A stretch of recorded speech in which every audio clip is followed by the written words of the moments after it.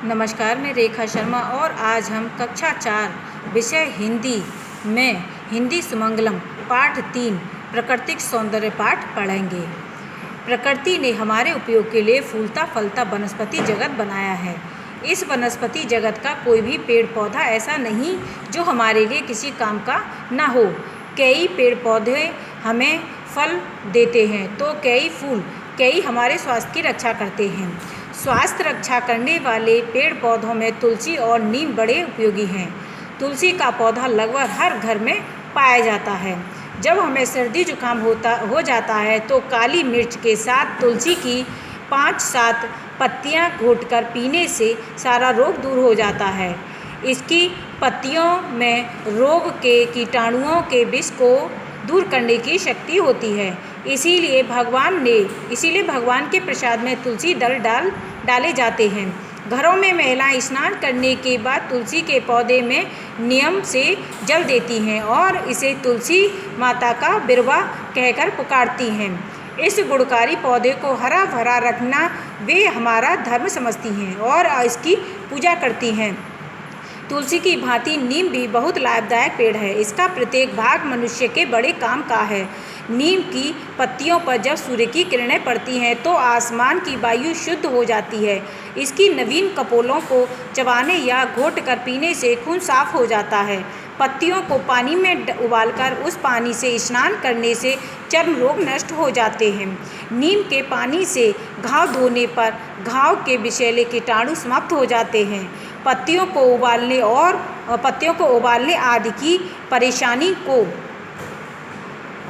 कम करने के लिए नीम का साबुन भी बनाया जाने लगा है। कभी कभी इसकी पत्तियों को जलाकर विषैले कीटाणुओं और मच्छरों को दूर भगाया जाता है।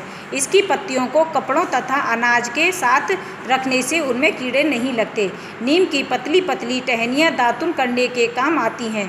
टहनी का कड़वापन मसूड़ों के पीप को कम करता है और कीटाणुओं को नष्ट करता है।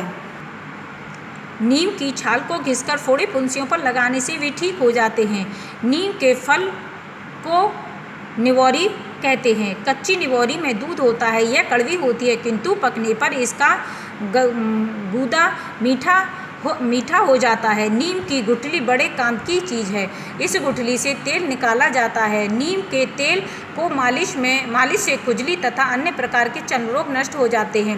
नीम की लकड़ी शीशम, चीड़, देवदार और शाल जितनी उपयोगी तो नहीं होती, लेकिन इस लकड़ी में घुन नहीं लगता। इसे कच्चे मकानों की कड़ियाँ, चौखटें और किवाड़ें तथा चारपाई के पाए आदि बनाने के काम में लाया जाता है।